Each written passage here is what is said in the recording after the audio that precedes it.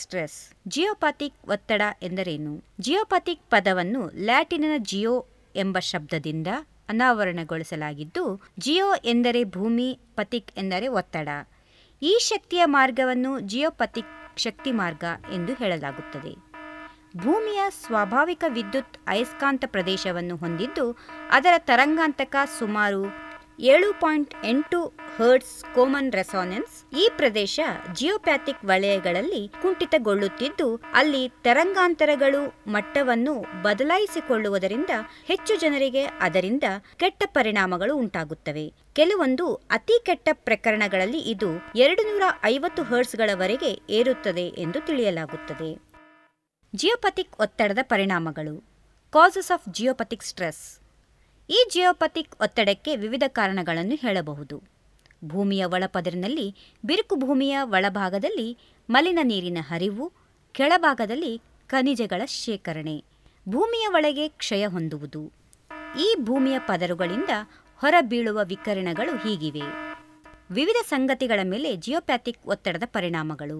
ಈ ಜಿಯೋಪಥಿಕ್ ರೇಖೆಗಳು ನಮ್ಮ ಮನೆಯ ಕೆಳಗಿನಿಂದ ಹಾಯ್ದು ಹೋಗುತ್ತಿದ್ದರೆ, ಒಂದು ವೇಳೆ ಜಿಯೋಪ್ಯಾಥಿಕ್ ರೇಖೆಗಳು ನಮ್ಮ ಆವರಣದ ಮೂಲಕ ಹಾಯ್ದು ಹೋಗುತ್ತಿದ್ದರೆ, ಅಕಸ್ಮಾತ್ತಾಗಿ ಎರಡು ರೇಖೆಗಳು ಒಂದನ್ನೊಂದು ಒಂದು ಬಿಂದುವಿನಲ್ಲಿ ಸಂಧಿಸಿದರೆ, ಆ ಬಿಂದುವನ್ನು ಕಾಯಿಲೆಗಳ ವಲಯ ಎಂದು, ನಾವು ಆ ಸ್ಥಾನದಲ್ಲಿ 8 ಗಂಟೆಗಳ ಕಾಲ ಸತತವಾಗಿ ಇದ್ದದ್ದೇ ಆದರೆ ಅದು ಅನೇಕ ಕಾಯಿಲೆಗಳನ್ನು ತಂದು ಒಡ್ಡುತ್ತದೆ. ಮುಖ್ಯವಾಗಿ ನಿದ್ರಾಹೀನತೆ, ಅಶಾಂತತೆ, ಬಂಜೆತನ, ಆಯಾಸ, ದಣಿವು, ಶಕ್ತಿಗುಂದುವಿಕೆ ಮತ್ತು ಕ್ಯಾನ್ಸರ್ ಕಾಯಿಲೆಗಳು ಬರುತ್ತವೆ. ಒಂದು ವೇಳೆ ಜಿಯೋಪಾಥಿಕ್ ರೇಖೆಯು ರಸ್ತೆಯ ಕೆಳಗಿನಿಂದ ಹಾಯ್ದು ಹೋಗುತ್ತಿದ್ದರೆ ಪರಿಣಾಮಗಳು ಈ ರೀತಿಯಾಗಿರುತ್ತವೆ. ಜಿಯೋಪ್ಯಾಥಿಕ್ ರೇಖೆಯ ರಸ್ತೆಯ ಅಡಿಯಿಂದ ಹಾಯ್ದು ಹೋಗುವ ಪ್ರದೇಶವನ್ನು ಅಪಘಾತ ಸಂಭವಿಸುವ ವಲಯ ಎಂದು ಹೇಳಲಾಗುತ್ತಿದ್ದು, ಅಲ್ಲಿ ಮೇಲಿಂದ ಮೇಲೆ ಅಪಘಾತಗಳು ಆಗುತ್ತಲೇ ಇರುತ್ತವೆ. ಜಿಯೋಪಾಥಿಕ್ ವಿಕಿರಣದಿಂದಾಗಿ ನಮ್ಮ ಮಿದುಳಿನ ಸಂಕೇತಗಳು ಏರುಪೇರಾಗಿ ನಾವು ಅಪಘಾತಕ್ಕೆ ಈಡಾಗುತ್ತೇವೆ. ಒಂದು ವೇಳೆ ಜಿಯೋಪ್ಯಾಥಿಕ್ ರೇಖೆ ಸಸ್ಯ ಬೆಳೆಯುವ ಪ್ರದೇಶಗಳಲ್ಲಿ ಅದರ ಕೆಳಗಿನಿಂದ ಹಾಯ್ದು ಹೋಗುತ್ತಿದ್ದರೆ ಪರಿಣಾಮಗಳು ಹೀಗಿರುತ್ತವೆ.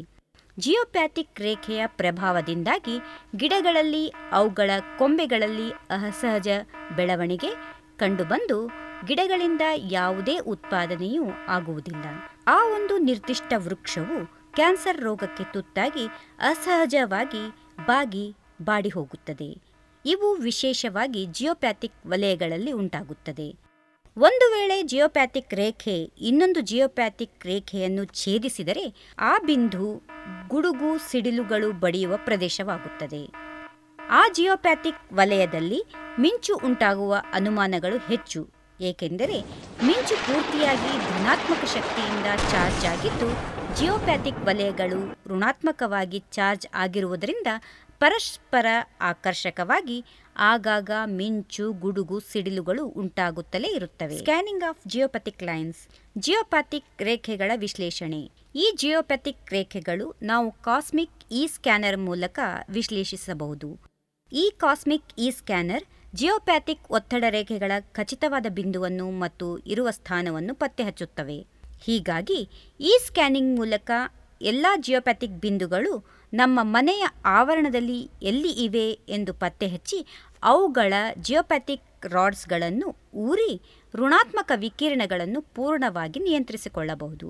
ಜಿಯೋಪ್ಯಾಥಿಕ್ ರಾಡ್ಸ್ಗಳನ್ನು ಊರಿದ ನಂತರ ಧನಾತ್ಮಕ ವಿಕಿರಣಗಳು ಭೂಮಿಯ ಒಳಗೆ ಪ್ರವೇಶಿಸಿ ಋಣಾತ್ಮಕ ವಿಕಿರಣಗಳನ್ನು ದುರ್ಬಲಗೊಳಿಸಿ ಅವುಗಳ ಮೂಲಕ್ಕೆ ಕಳುಹಿಸಿ ಇಡೀ ಪ್ರದೇಶವನ್ನು ಹಾನಿಕಾರಕ ವಿಕಿರಣಗಳಿಂದ ರಕ್ಷಿಸುತ್ತವೆ.